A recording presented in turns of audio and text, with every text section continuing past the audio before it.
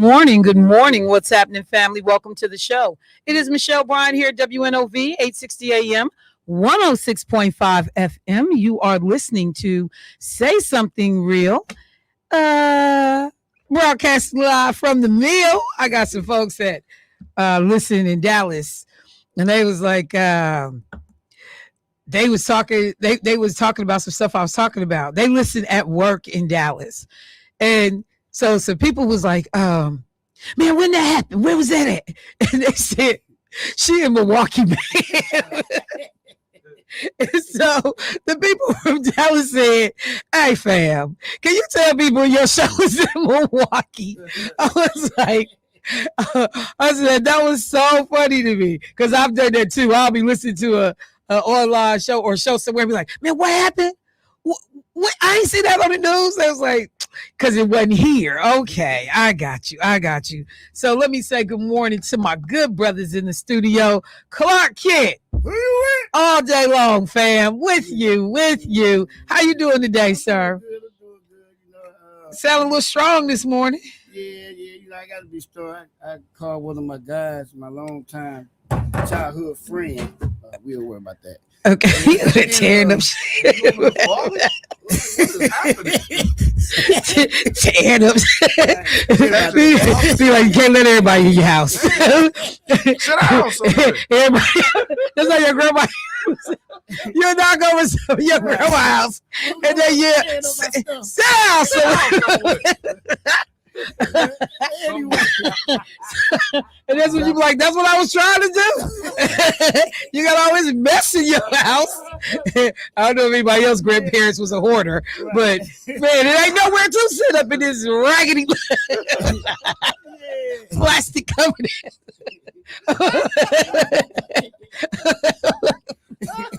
Okay. All right. I'm sorry. I'm just saying, man. You brought back flashbacks. My grandma was mean as hell. I see you just responded like you brought back flashbacks. I told my daddy's mama. She was mean as hell. Like I told dude, man, I ain't going back to your mama's house. No. I wouldn't call her grandma. I'm like, I ain't going back to your mama's house. I don't want to say no. Don't get mad at her because she told you to sit down. You got to stack of newspapers over the counter. I move all these newspapers. I didn't want to come over here anyway.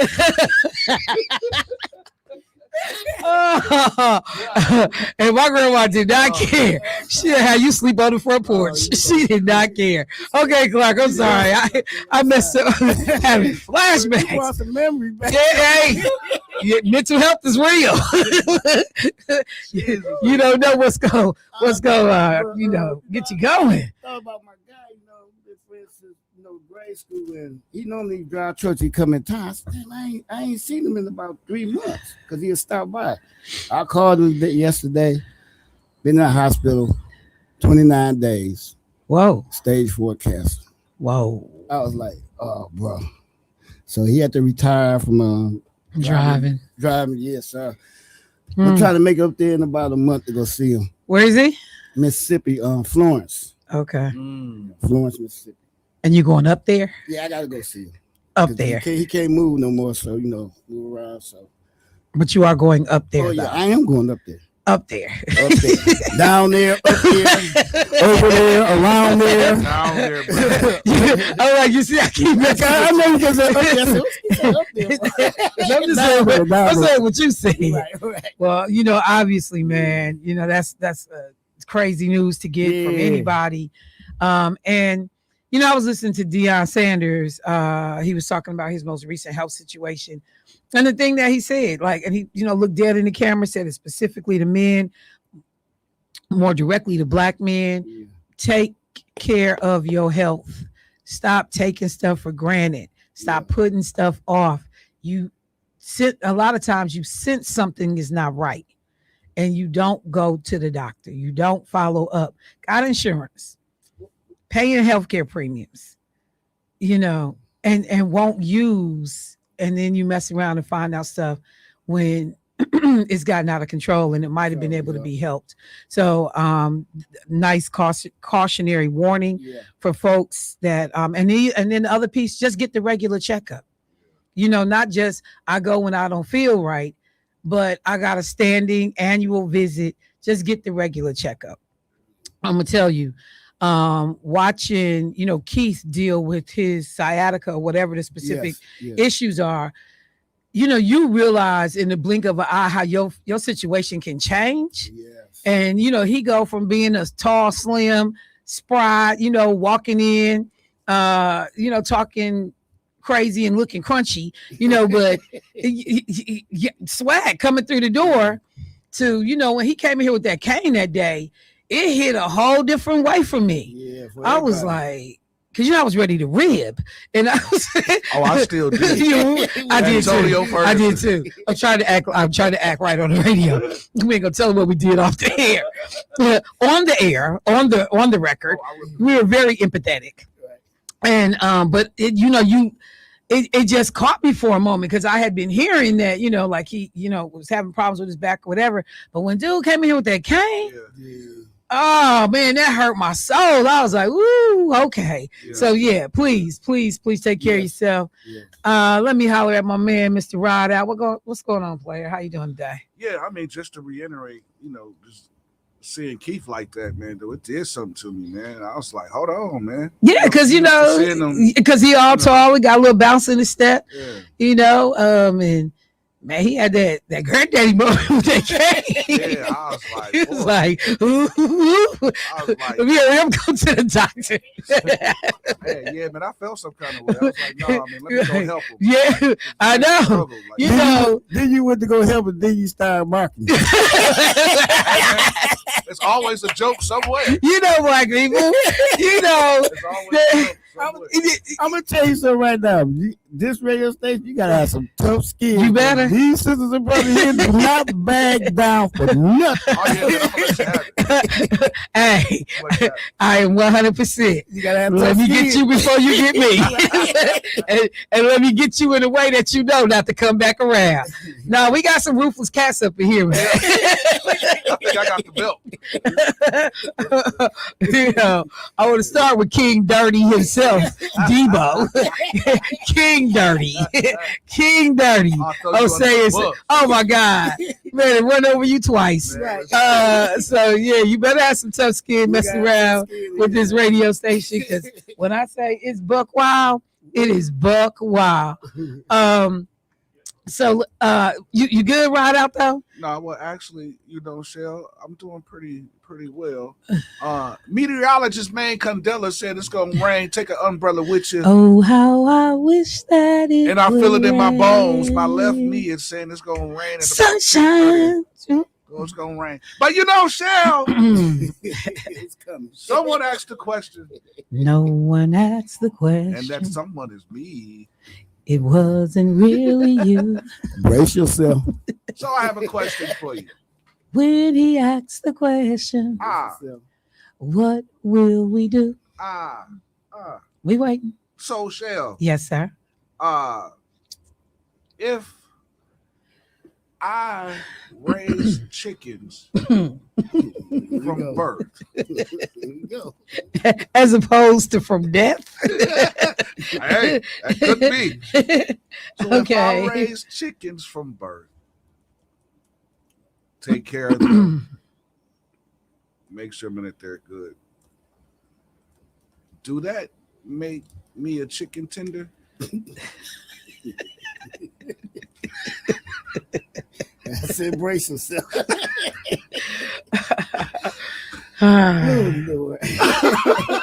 So technically, raising and caring for chickens from birth makes you a chicken tenderizer.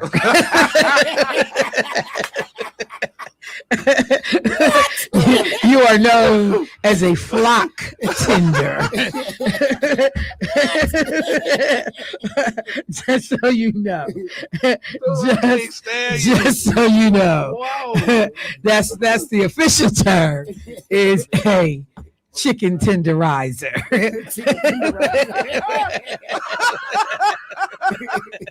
Oh my God, dude. You are so I stay ready. I see God, go.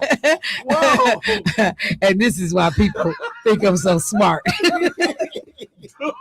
Because I have the ability to pivot on a germane question.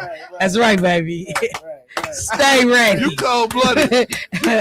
Go sing a song. Cold-blooded. Blooded. I can't even say that. But you know, because I'll tell you, on face value, it is a hilarious question. You know, but yeah, I was like, well, let me try to get on top of that. So, well, thank you, Jermaine. You didn't disappoint. Hey, you at him, bro. Who do I trust? You're knocking them down. Me. That's who. Me. That's who I trust. It's called having no friends. Me, myself, and who? There you go, player. All right, y'all. So, got guests coming in this morning. Milwaukee County will be here in the 8 o'clock hour. Got to talk a little bit about aquatics, swimming, young people, folks knowing how to swim, the surprising number of fatalities connected to folks drowning. So the great folks in Milwaukee County will be in the 8 o'clock hour. A couple of things I'm going to try to hit this morning. I was on hold on my way into the studio because I was listening to a phone call or I listened to Dr. Carr and his boy, I never can think of his partner's name, who has Joe Madison's time slot on Sirius XM. So I was listening to them this morning and they were discussing the primary results in the state of Georgia last night. And they had callers calling in talking about now that we know who the Republican candidate is going to be down in Georgia, what has to happen if Keisha Lance Bottoms is going to be successful in winning the governorship down in Georgia. And so they had a number of people calling in, some who seemed to just be astute voters, not necessarily, people that actually did election work or worked on campaigns, who called in and talked about, what the election strategy had to be, and that Keisha Lance Bottoms needed to stay away from Black issues in the general run up to this election. So, anybody that wanted her to talk about DEI or reparations or, any of the things that they think are Black specific issues, to stay away from that. Another woman called in and she said, I do canvassing work on the ground. And what the Democrats fail to do is put enough money on the ground. You got to have folks out knocking doors. You got to have folks out talking to people. And she even referenced that in the Kamala Harris campaign in the small Georgia community that she lives in, that she said they only saw one actual canvasser on the ground in their community knocking doors and trying to talk to people.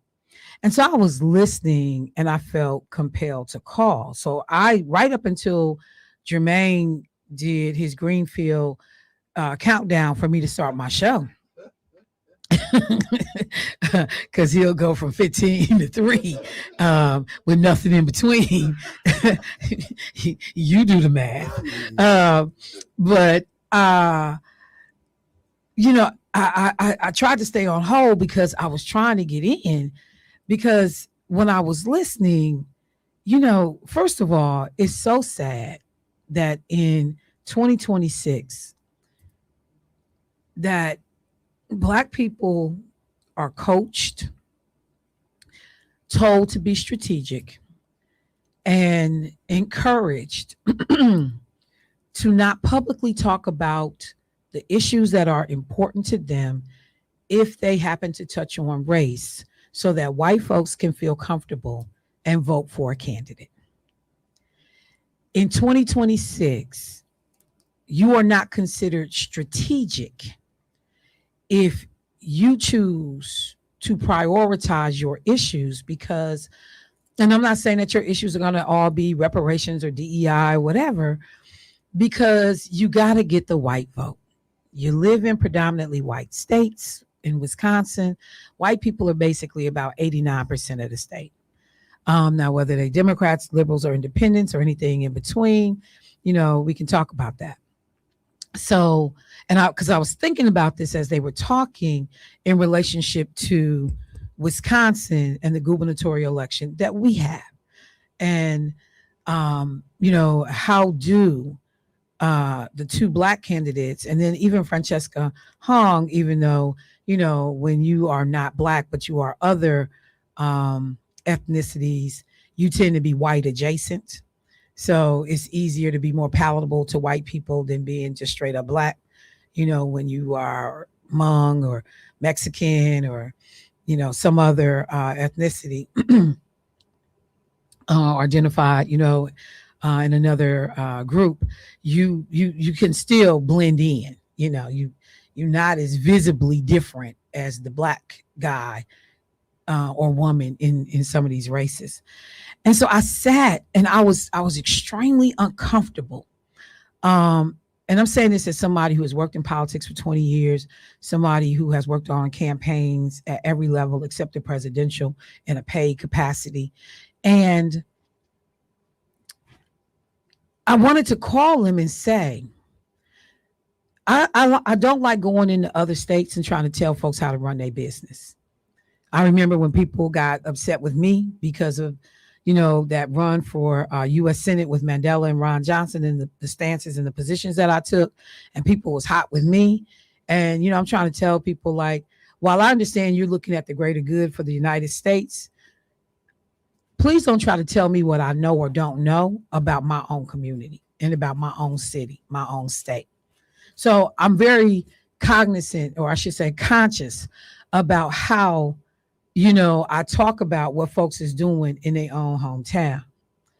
But one of the things that I will say is that people need to figure out the balance, because Black people see when candidates abandon the things that are important to them to placate white voters, to go after that elusive white vote that the Democrats haven't really been able to lock down for 40 years now. They keep chasing this white vote who keeps running to the Republican Party in a lot of circumstances. Now, the white folks that's going to vote Democrat, they're going to vote Democrat. Those are the values. That's what they believe. That's what they do. That's who they rock with. That's they're going to be there. But this other, margins, the independents, the white folks that might wake up and have conscience and not be, want to be connected to a racist and not want to see Black history stripped out the textbooks. We might be able to grab those Black people. So you Black voters who are our base of support, we need you to shut up, be quiet, go away, get in line, do what we, and I'm listening to Dr. Carr, who I have an immense amount of respect for, and Lamont, I think is his name, Lamont. I always forget this guy's name. And I'm listening to him and they telling these people, yeah, you're right. You got to be strategic. You got to da-da-da. And then this one brother, he did call in and he said, you got to be careful because you take the risk of alienating people. And then he said, because Black people are not sophisticated voters. And, and again, just irking my damn soul, because the implication then is that white people are sophisticated voters.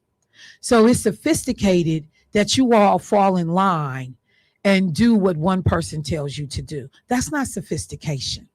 That's ignorance. You're strategic because even though this person is a scumbag, because, I want what I want, we all get in line and we ignore all of the nonsense connected to a candidate because I'm being strategic. And I listen to people frame this stuff out. And I just, I know I can be a little different. I shake my head because there's a way to talk about things that are important to the Black community that encompasses everybody. And when we talk about the significance of diversity, equity, and inclusion, you have to be willing to stand on and realize that all my issues won't be this white demographic in rural America's issues, and all of their issues won't be mine. I give credence to both, and I look for middle ground where we can come together. Because you piss off Black voters, they will stay home on your behind. They already, in some cases, looking for a reason not to go vote anyway. It didn't take much to rile up people. And, Kamala Harris, was a prosecutor, put Black men in jail. You ain't really want to vote anyway. So that was just a little public excuse you could use not to go and participate. Or you really didn't want to see a woman be president, or you didn't believe a woman should be president. Whatever the hang up is, the issues are, the baggage is. As a Black person working in this space of politics, I am never going to tell a candidate, do not pay attention to what Black people care about. And I'm not going to ever be a Black person because I think I'm so strategically smart that I'm going to say to the Black community, hey, don't talk about nothing that's important to y'all that could offend white people. Because if that's what you do, that's what you Negroes going to be doing for the rest of your life. Just do what you got to do and be quiet so we can get Keisha Lance Bottoms in, so we can get David Crawley Mandela in. And then once they get in, we could circle back and come in the back door and tell them what we need. Damn you. I'm not doing that. And you can call me unstrategic, uninformed, ill-prepared. Yo, mama, I'm not doing that. Because at some point in time, you either believe it, you're going to fight for it, and you're going to keep fighting for it until you get it. I'm not here to make white folks comfortable. That is not my damn job. I am here to talk about the things that are important to move this country, to move my neighborhood, my community, my family ahead. And I'm not going to hide in the shadows because white folks don't want to hear me talk about what's bothering me, but I got to listen to what's bothering them. But Michelle, it's more of them. That's not my issue. And I might keep losing races because the other thing I'm finding out, when you do be quiet, when you are quiet, then people will take that as consent to continue to mess over your behind. And when you still get nothing, at least I went down with a fight. At least I raised the issues. At least I told people what I needed and what I wanted. And again, you can talk about DEI in a way that is inclusive across the board, because the biggest beneficiaries in many cases have been white women. But I don't subscribe to this idea that as a candidate, I can't say anything that Black voters hear and they know I'm referencing them and their concerns. But you got to know and be capable in your messaging of how you say it, so that, because, and I got to go to break, but effective communicators, you can have a diverse room, tell a story, craft a situation that most people in that room, regardless of money, regardless of race, regardless of religion, that message can resonate because you're hitting different core values. Everybody wants to be okay. Everybody want to be safe. Everybody want to be treated fairly. Everybody wants the best resources possible for their children. You get to say that. And you get to say, Milwaukee, I see you. Green Bay and La Crosse and, Waukesha, I see you. You get to do that. But I'm not going to not be Black because I'm running for office. I'm not going to talk about the issues that 11% of this population in this state cares about because it's going to make white folks uncomfortable. It's not my job to make you comfortable. And I'm not inferior as a strategist because I think that way. I got to take a break. I'll be right back. All right, family, welcome back to the show. So just so y'all know, I had my phone on the charger when I first came in, so I didn't see the text messages that was coming through. Somebody said, why are you whispering in your black coon character? You gonna get us caught.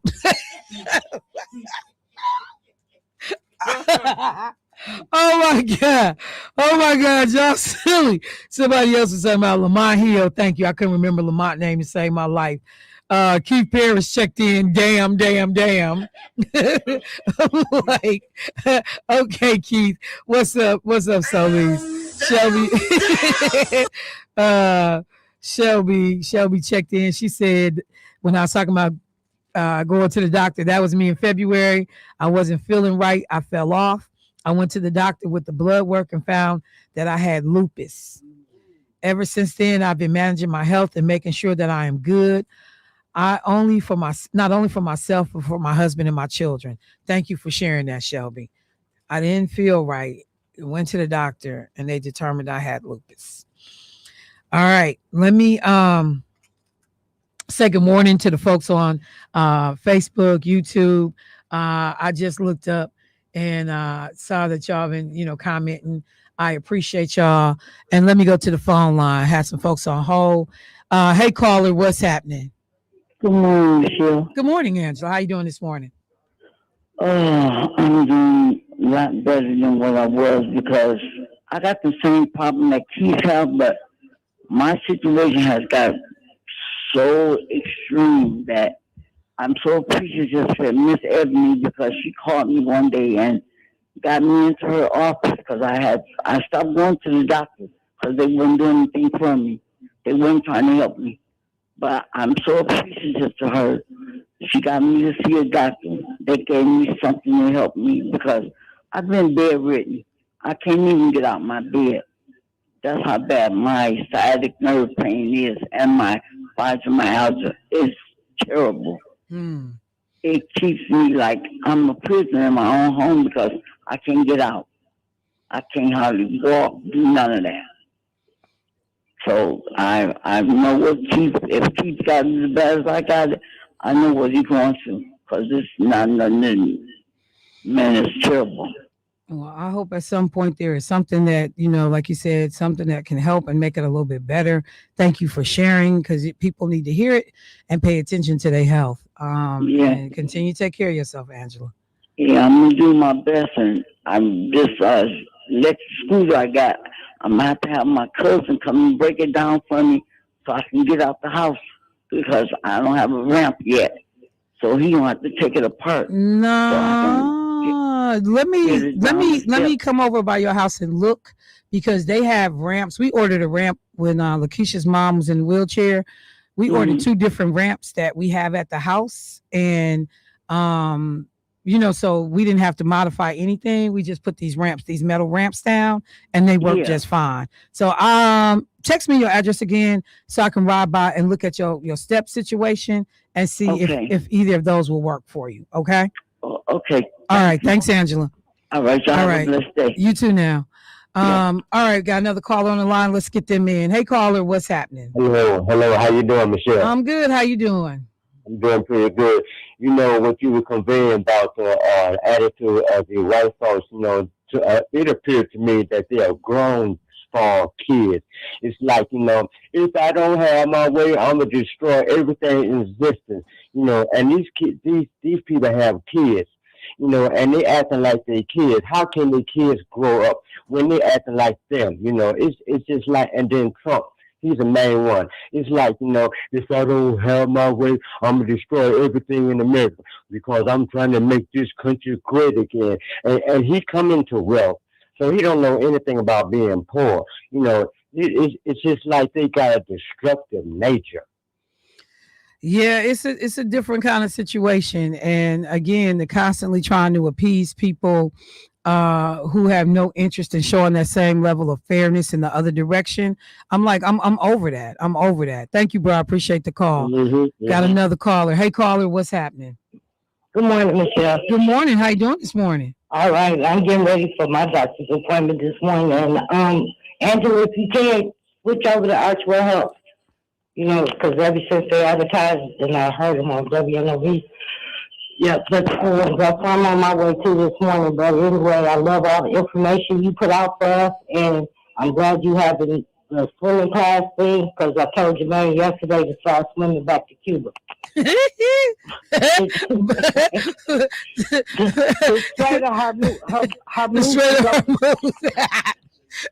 You said, look, bye, Solis. Have a good day. I'm on my way. All right, y'all. It's only got a few minutes before the county gets in. A couple things I want to make sure that I reference. One of which, and we gotta still talk about the election strategy thing, because if either of these two black men in this race for governor are going to advance, how do you talk to people in a way that demonstrates I'm here for everybody? I'm not here. And it's sad because white people don't never have to say I'm here for everybody. They'll never have to say, to white people, hey, white people, I'm gonna have to, say some things to get the black voters. They'll never tell them that. They'll never say, hey, white people, I've got to say some things to get the Hispanic Latino vote. I've got to say some things, and so I just need you guys to hold your peace so we can, because this is a tight race. Wisconsin is a swing state, and we need to be able to get enough black votes to put us over the finish line. So, hey, white people, you'll never hear that speech. You never hear that speech. So, see, they got me started all over again. Okay. I got to take a break. But when I come back, I have to work in, because I saw it when it was unfolding, that Jalen Brunson push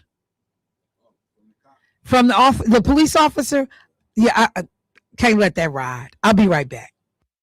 Michelle Bryant on WNOV. All right, folks, welcome back to the show. So before I went to the break, I said I wanted, can you close that door for me? I said I wanted to just briefly mention the situation with Jalen Brunson and a sheriff in the night that the Knicks win the NBA Finals. So, and I love how people keep describing this, different headlines and articles, the curious interaction of Jalen Brunson and, Texas sheriff deputy, the uncomfortable encounter, uncomfortable moment with Jalen Brunson and, officer. And I'm like, call it what it is. So Jalen Brunson, they have won the NBA Finals, and there are photos being taken and folks are on the floor. And there is this Texas deputy sheriff who comes up to Jalen Brunson after this the win, Game 5, comes up to him while Jalen Brunson is about to get in position to take a photo with this guy. Jalen's arm is getting ready to go up, around the guy. And you see this guy comes over, greets Jalen before they get ready to pose for these photos. Jalen got his goggles on. Both men are laughing, talking to one another, getting ready to take this picture. This deputy sheriff from, I think it's called Bexar County, appears behind the two men and then pushes Jalen Brunson.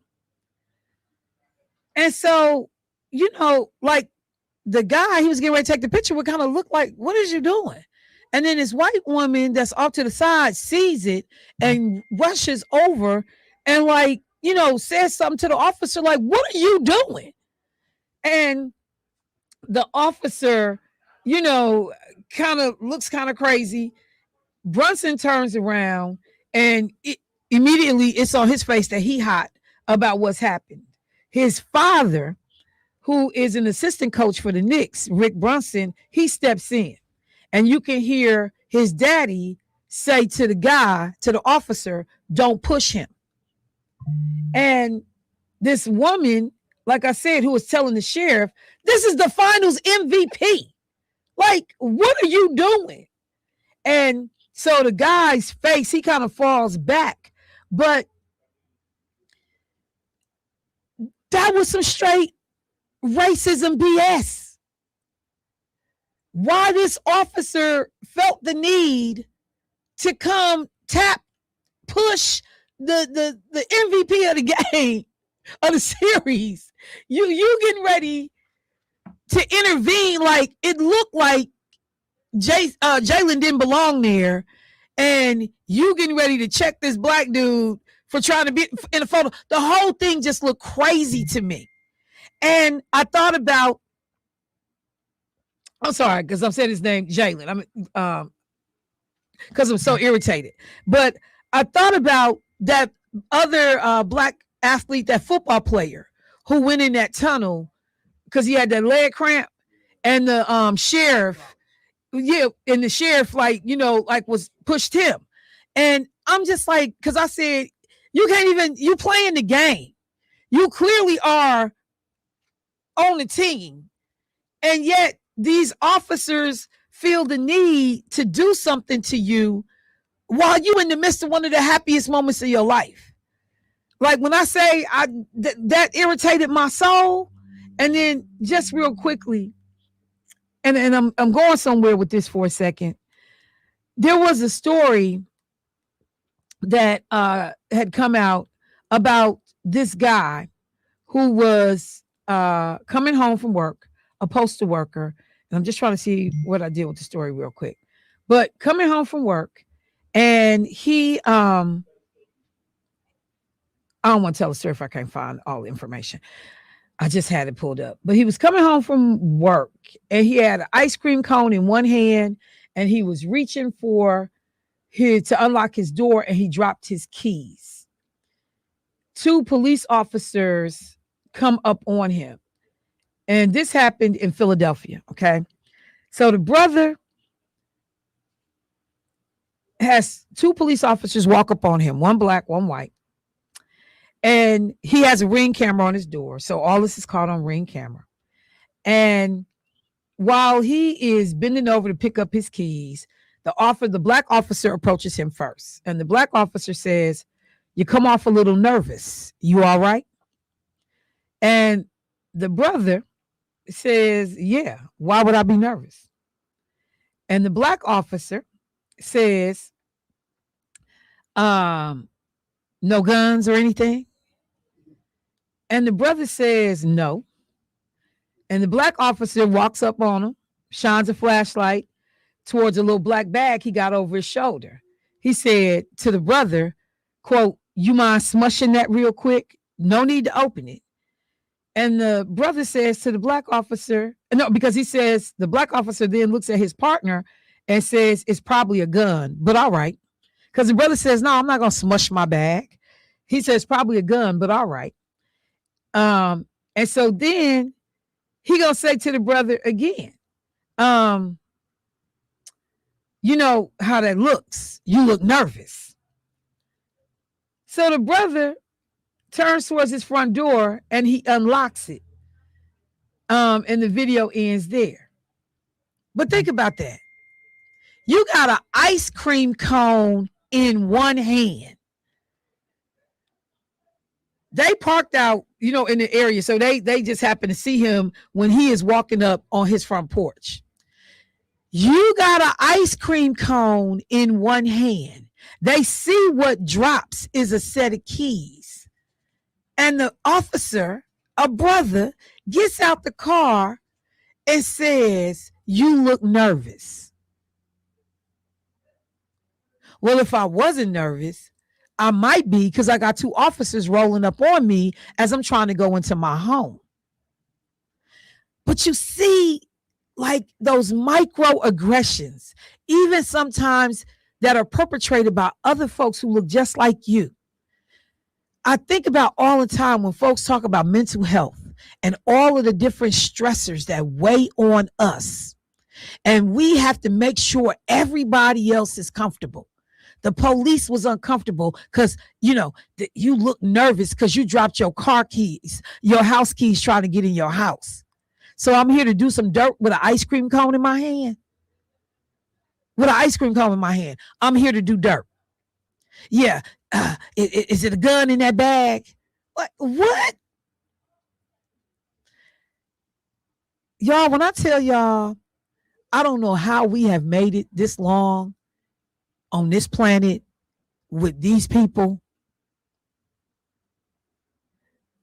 As we getting ready to celebrate Juneteenth on Friday, you hear the word resiliency or resilient used all the time to describe Black people. When I say we put up with some BS, just trying to be, I hope that everybody celebrates Juneteenth and understands what's the significance of that. Because we survive the harshest forms of treatment in this country. And in 2026, different variations, but the same damn level of stress, just trying to be Black in this country and Black in this world. I gotta take a break. I'll be right back. Good morning. I thought the show had started. On You said, WNOV. you said, I didn't miss no cue. Are we back? Are we on the air? What kind of non-professional foolishness is this? When we got guests in the building, you know. Okay, we gonna fight after the company leave, but they really not. They family. Poor Andrea just got to be exposed. Good morning. Welcome back to the show. We are welcoming the good folks from Milwaukee County into the studio, and we also have Samaya Clark joining us via what is this called when we do this? Video. Good morning, Samaya. How are you this morning, ma'am?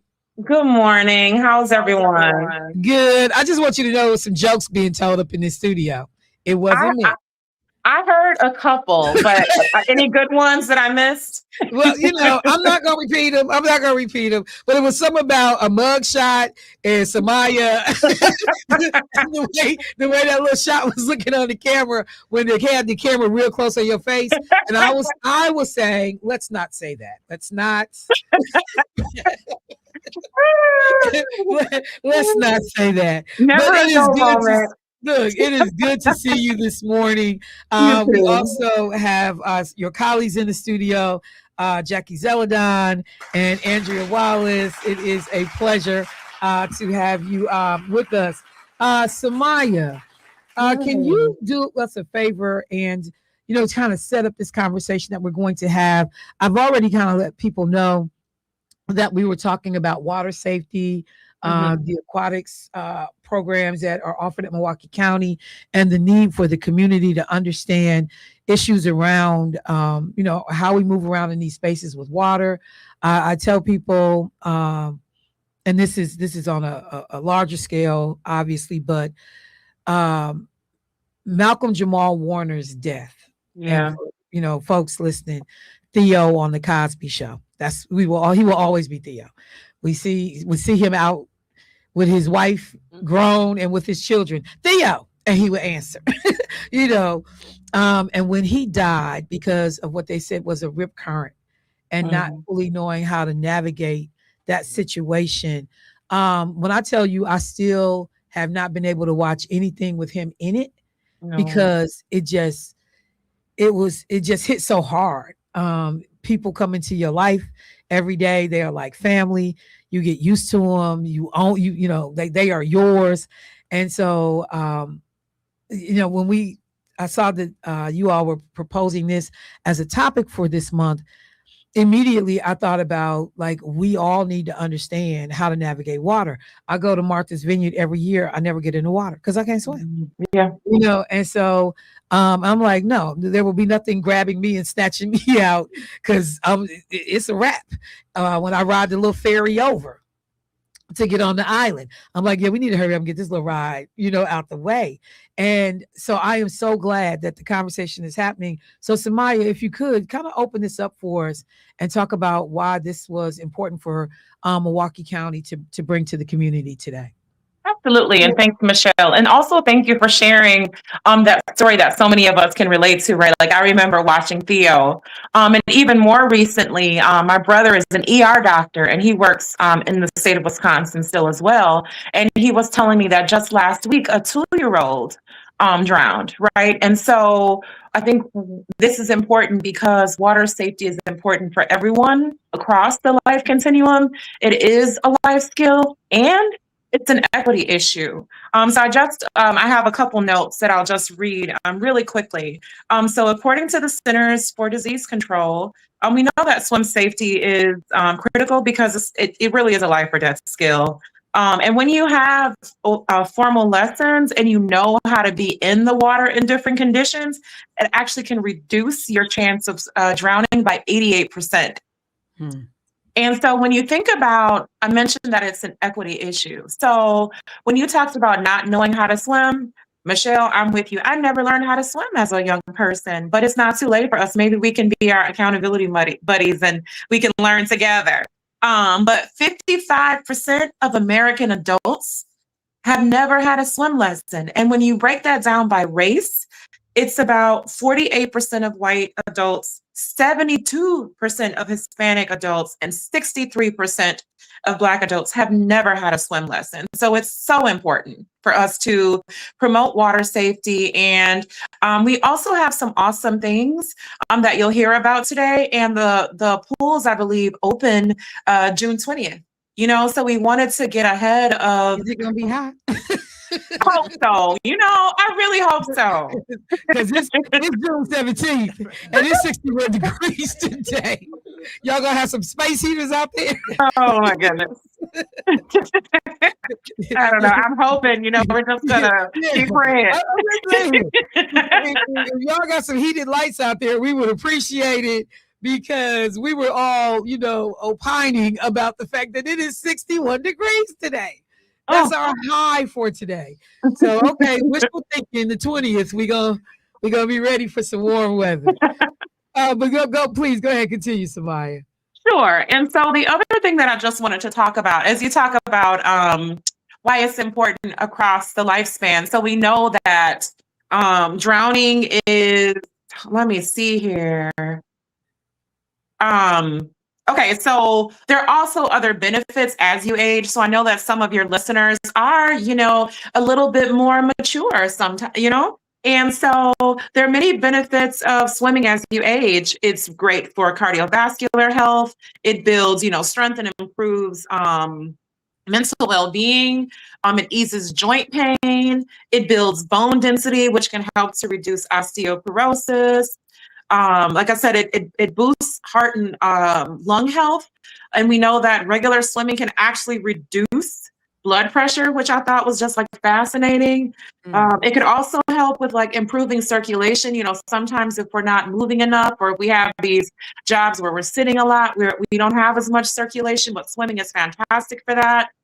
And then it also helps with mental health and fosters social connection. And that's also important because so many of us throughout the lifespan, but also as we age, we can become more socially isolated. So swimming is really important for all of these things. So I just wanted to share those as well, because yes, we want to make sure that maybe our children and our grandkids learn how to swim, but we also want to get in the water ourselves.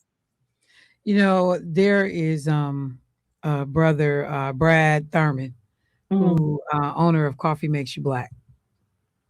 And I remember I hadn't seen Brad for a while. Brad is always a tall guy, stocky, thick guy. And I walked up on him one day, hey, Michelle, and I looked up, knew the face. But this man was so svelte. I mean, had slimmed down and immediately, what are you doing? And he said, I've been swimming every day.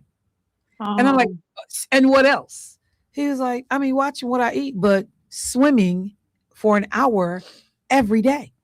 And the results were crazy. This man looked like he was 20 years younger because of, so when you started listing that laundry list of the benefits of swimming, when I saw him, everything you were saying was resonating, because I'm like, no, I saw it happen in real time. So, I want to bring Andrea into the conversation, because in your role as the Assistant Director of Recreation and Business Services for Milwaukee County, you're overseeing this whole aquatic, lifestyle and opportunities and access, along with your colleagues at the county. So first of all, how long have you been in this role? How long have you been with the county? So I've been with the county 11 years, and I've been in this role 4.5. Okay. And so when people hear this title, lofty, what all does that encompass? Oh my. So I oversee a lot of different businesses. So everything from aquatics to the marina to the community centers and the ice rink and the ice rink. Yeah. What, Red Arrow? Wilson Park has an indoor ice rink. Indoor? Indoor. Yeah, it's beautiful. Year round. I'm being robbed. I know nothing about this. I am being robbed. We'll get Are you you there to serious? Yes. And year round? Yeah, year round. Okay, keep going. As well as some permitting offices like special events and organized sports. So I oversee quite a bit. The nature center and horticulture, of course, as well. So of nature course. and outdoors is who we are as a department. And so swimming, whether it's the lake or the pools, that is something that this beautiful natural resource is right next to us. And so knowing how to swim and being able to be outside in Lake Michigan, or at least knowing how to be safe around water. You don't have to be a strong swimmer necessarily to get your feet in the water, but you do have to know and have some idea of water safety. All right, so let's do this. First of all, I'm kind of envying the job right now, because this all sounds really good. But, when we think about, if we can just for a second on that water safety piece, because I know a lot of people were tapping in on that. What are some of the common either misconceptions, barriers, things that people either get wrong, don't fully understand when it comes to this whole issue of water safety? So I think that there's a little bit of, I can swim. Like I can think I can swim. Dr. Lakeisha Myers, this is for you, but I'll tell you about that later. Go ahead. The thought that, I know how to swim, so I can go into Lake Michigan. And so there is a huge difference of swimming at Shoals Aquatic Center. Lakeisha, she's talking to you. Keep going. Which is controlled. There's lifeguards. You know how deep it is. You can see the bottom, right? You go into Lake Michigan and it is constantly changing. And it is such a force of nature. So it's different. You may be able to see the bottom and feel the bottom with your feet, but you don't know where it's going to drop off. You don't know what else is down there. You don't know when the wind changes and the current suddenly changes. So that's where people get in trouble, is this overconfidence around water is, oh yeah, I know how to do that. Or I'm showing off in front of my friends, so I'm going to jump off the break wall, right? And so that's where we see that people do get in trouble. What's the break wall? So the rocks that are along maybe like McKinley Beach. Mm-hmm. So there's rocks surrounding it. And what that does is it helps the waves come in a whole lot gentler. Okay. You jump off the other side of that and you might as well jump in the middle of the ocean. It's very unpredictable. And so those currents and things that go around that, whereas, a beach that is gradually going in, how deep it is based on how it's feeling on your legs or your body. You don't know what's on the other side. You don't know how deep it is. And so it's that overconfidence that we see that gets people in trouble. And like literally, I am putting one of my friends on blast. We were in Jamaica and they said, hey, we're going out on a boat. They're going to do some whatever they do in all the water. And, everybody wear your swimsuits. No, well, I will stay on the boat and I will watch. I didn't even realize that. I guess I thought that there was going to be like, the plank way that I could just step onto the boat. I had to actually walk through the water to get to the boat. That water started to hit me just below my breast. And I'm like, and I had on regular clothes and I'm just like, are you kidding me right now? So I immediately was uncomfortable. We get on the boat and my friend, Dr. Lakeisha Myers, everything you described. Oh, I swim. Oh, I'm good. Da da da. These people go off the side of that boat, and her cousin is on this trip with us. And I hear someone saying, Michelle, get Lakeisha. Michelle, Lakeisha. And I'm standing and I'm looking off the boat. I'm like, where? She's pointing. Lakeisha is dang near under the side of the boat. And so I get the instructors, attention, like, my friend, get her. And they get over to get her and get her out of the water. And, when they bring her and she, so she's cool. She sits down, but the look on her face, I waited a respectable amount of time before I started laughing, but the look on her face, because she appreciated the severity of what you just did. Overconfidence.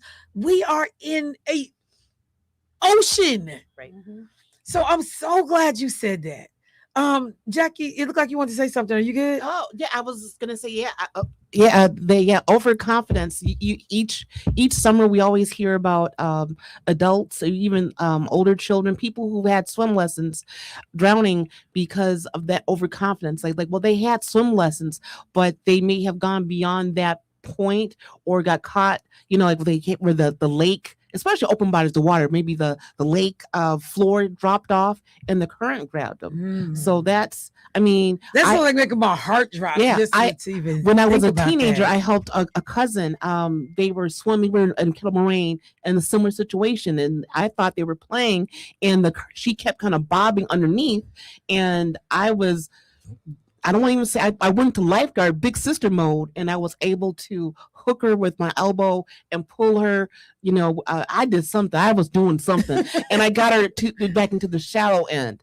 But the thing is, she had swim lessons, and she could have drowned. Yeah, and we got to take a break. But I'd also be interested to know if there is data and stats on what these water, safety situations look like. Do we have data on how many people actually drown in Milwaukee County every year? Or, do we even know, like, people who were thankfully able to survive, but these are the number of calls that we receive for service. So a couple of things to think about. Samaya, we're going to take a quick break. We'll be right back. And I know a lot of people are tapping in. I'm going to check my text messages to see if I can get your questions asked. So thank you all for listening, because we are right. Eventually it's going to be warm enough for us to go swimming, and enjoy the water. We want to make sure we're doing it as safely as possible. We'll be right back.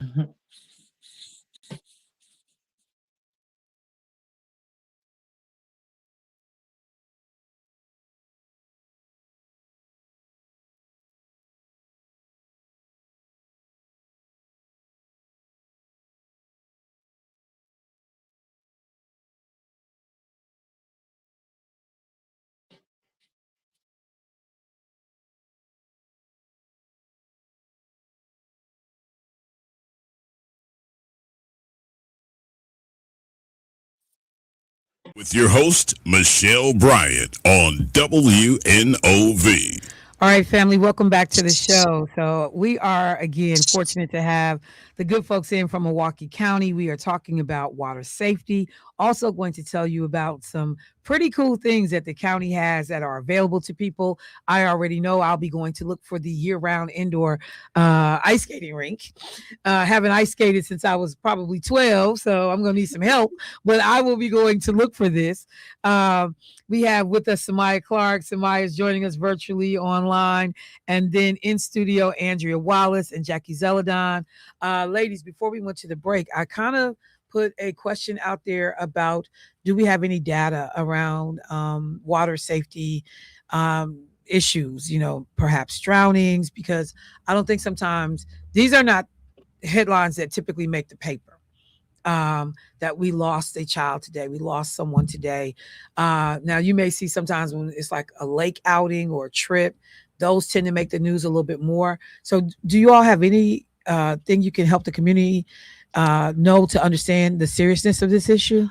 Yes, as a matter of fact, one of the stats I was trying to look up, our deputy of Equity Operations, Kamikia Terry, she had shared with us that for the past 18 years, each summer there has been at least one young person from Milwaukee County who unintentionally drowned in a body of water outside of Milwaukee County.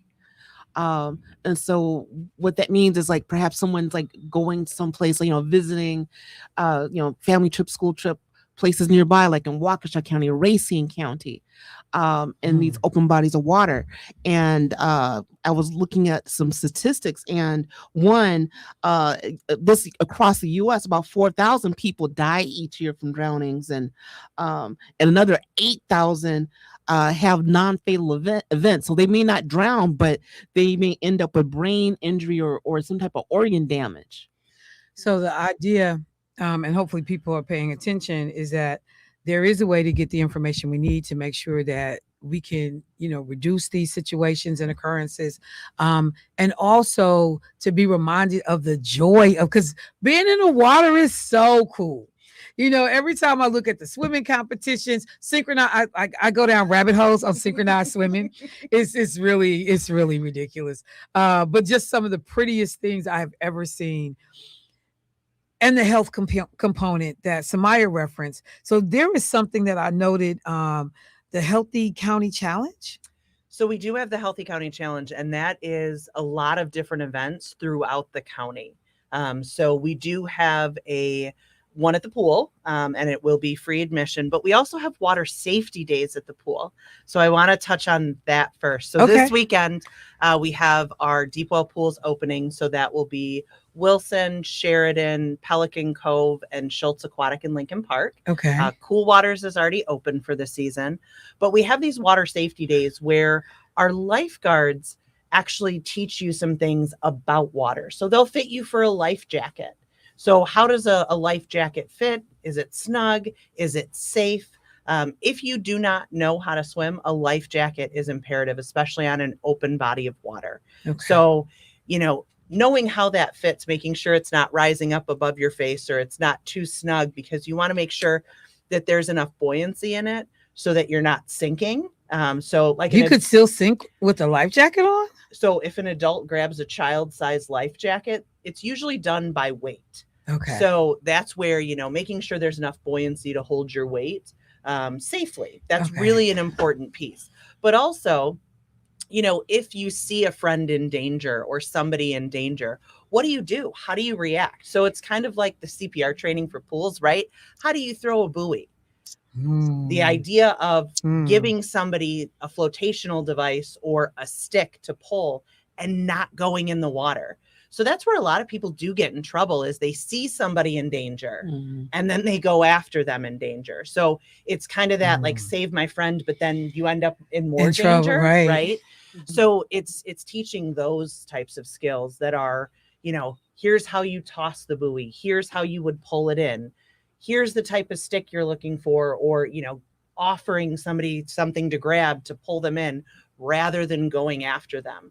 Because again, if you're not trained to save somebody, pulling somebody in from water is not a good idea. Your instinct would be to get underneath them, and that's not what you should do, because then they're going to pull you down as well. And clothing gets very heavy, right? So really it's teaching how to save from shore and then calling for help. You're looking for identifiers, right? So if you call 911 and say, I'm at the beach, what beach? Where? Give me a landmark, right? Those are important things to identify, because seconds matter in these scenarios. So even to understand that before you actually start enjoying the day. I've taken a look around, I got my landmarks, and that's, never think about it. I can go to the beach right now and just plop down. And if I had to tell you exactly where I was on the beach, the only thing my marker is I'm not far from the concession stand, but literally to understand, until you just said that, I never thought about, I need to be able to tell you where I am on the beach. Right. And so that's crazy, especially when you're talking about these large, vast beaches like a Bradford Beach or a Grant Beach or, Bender Beach. There are these landmarks, right? Like I'm by the boat launch, or I'm near the concession stand, or I can see this, and giving that identifier. Because again, with the cell phones, right, it might ping somewhere else, and in a panic, you might not know where you're pinging from. So finding that landmark is really important on open water. I will just say this. I was, and somebody, I'm going to come to you. I was, the first time I ever went to Martha's Vineyard, I drove because I was bringing my friend her car. And so I drove and I got off the ferry. And there is no railing on either side of the ferry. They were doing on the road that leads you from the ferry onto the island. There is no rails. And I'm driving at 10:30 at night. And so when I first got on the ferry, the guy said, because I was going to stay in the car and go to sleep because I just driven 17 hours. He said, hey, let the windows down, because I was going to stay in the car on the bottom of the boat. And I said, okay, I let the windows down. So when we got off the ferry, my windows are still down. So I'm driving and I'm getting the GPS coordinates so I can find the house that we're staying in. And I'm driving and then I hear shh, shh, shh. And I was like, damn, that water sound close. Shh. And I said, stop the car right now. So I stopped the car, threw it in park, and I opened my driver's door. The water was right there. Wow. And I looked at the GPS because I'm looking at GPS. It just had a big black circle and you were in it. I'm like, the GPS is literally saying, yeah, girl, you about to be up out of here.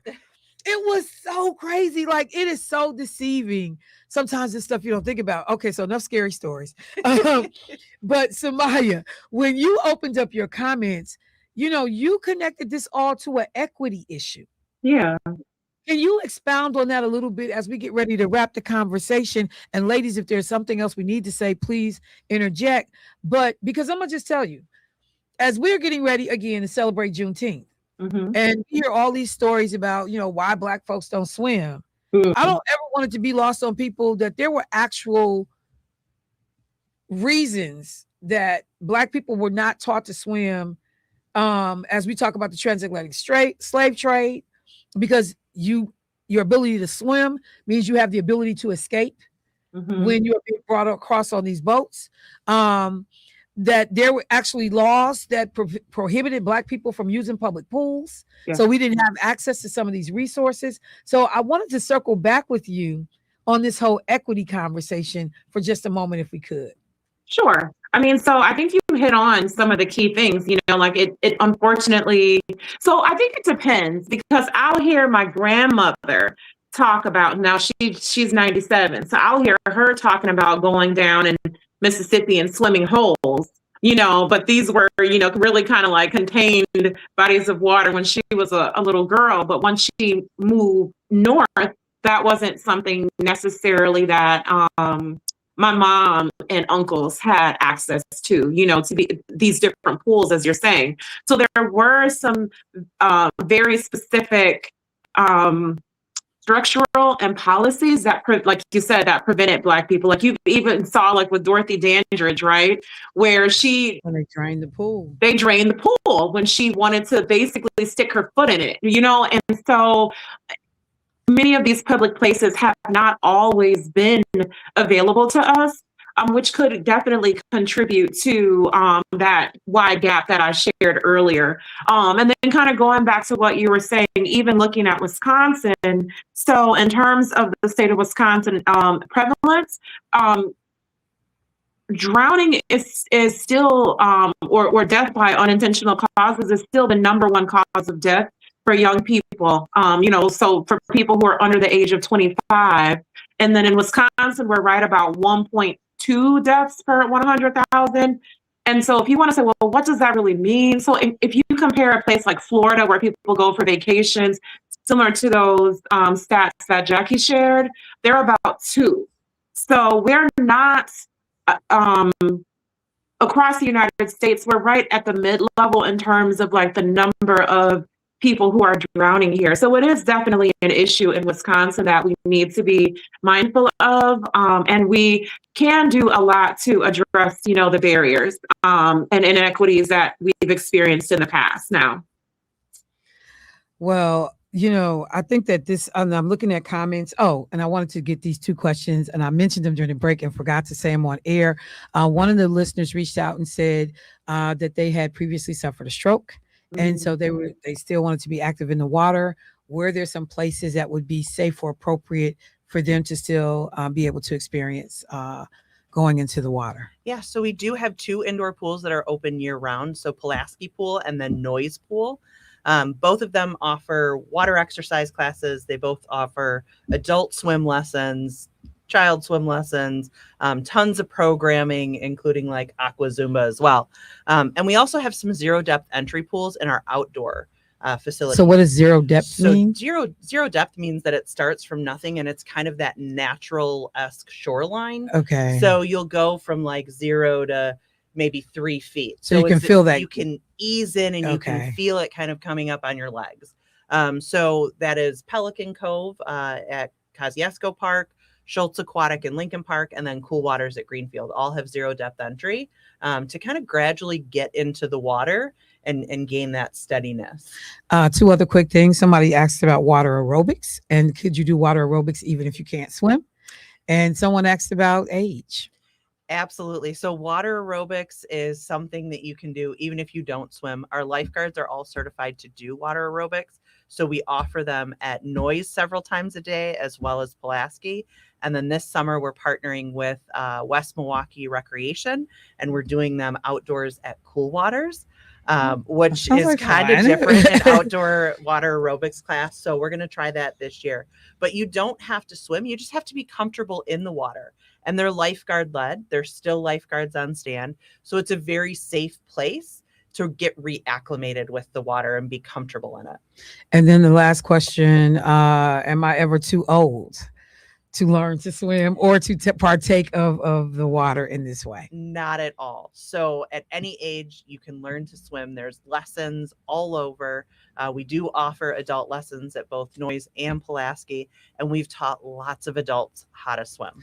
You know what? Does this come, like, what is the cost? Because somebody had even raised a question on my text message about this was one of the sports that was not cost prohibitive. This was one of the things, get you a bathing suit, and you were good to go. So in terms of like folks that want to come to a Noise or another indoor pool situation, what kind of cost are we talking about? So to visit Noise, it's $4.50. So you can go, you can swim. Cheaper than popcorn at a movie. It's cheaper than popcorn at a movie. I like that comparison. Our outdoor pools are $3 to $4. Cool Waters is $9 for an adult, and that's water slides and water toys and playground and all sorts of things. Whereas, our deep well pools are just a couple of dollars. And so it is definitely something that is more affordable as an activity. Our swim lessons are $40. Okay. And it's roughly 8 swim lessons. So when you break that down, $5 a swim lesson. $5 a swim lesson. And this is sounding better and better. I'm going to learn to swim this year. We're going to learn to swim this year, Samaya. Okay, we're going. Now, if I could just find a swimsuit that doesn't show everything. They have swimsuit pants. They do. They do, actually. Are you serious? Yeah, they do. You can even get ones that have like little split half sleeves. No one told me. Oh, yeah. No one told me. What do you call those rat sleeves? I know now. Yeah. You said Lands End? That's where I'm looking. Lands End has the all different lengths of shorts and capris. Yep. Getting ready. I'm getting ready. Okay. Noise pool, here I come. All right. So look, we're gonna wrap this up. Why are you smiling, Jermaine? Because it's really a onesie. It's a onesie. Oh my God. Yeah. That's what when you ain't got the frame for a twosie, many people will appreciate you in your onesie. As soon as I get twosie ready, I'm gonna have that twosie on. Why is somebody crying? That's so funny. I swim one feet. Can't stand you, Jermaine. So look, that would be bad all day. I thought I was doing something, and he just let me know, no Snap ma'am. right up. That's funny. So look, we're gonna end on that note. But I want to thank you. Did we miss anything? Anything we needed to say? I want to thank you all so much. This is a great conversation. Someone said online, swimming lessons are very important. The lessons also teach you where not to swim. Yep. So there were folks certainly paying attention and hearing this conversation. I've got to be able to actually talk about on a regular basis, because I'm always trying to remind folks of what to do with their kids or even for themselves. Over the course of the summer, and how do you get out of the house, and how do you do it at a way that is cost effective? And so you have said so much today, all of you, that this is just wonderful. Me and that indoor skating rink, because I want to see it. I saw Shawnee Davis when he was out at the skating rink out here at Pettit. Okay. And it is incredible. So thank you, ladies, so much for the information. Thank you for the partnership, Milwaukee County, and making sure that we are looped in and our listeners are educated. And we will see you all next month. Yep. Andrea, don't be a stranger. Well, All right. Take care, Samaya. Thank Thank you, you. Zelladon. All right, y'all. All right, family. That's the show for today. I will be back tomorrow. We are getting ready for Juneteenth on Friday. And y'all come hang out with us. Hopefully we'll have great weather. Be right. I was going to say be right back. Fellas, that's the show. That's it. I'll talk to y'all tomorrow. And thank you. Peace.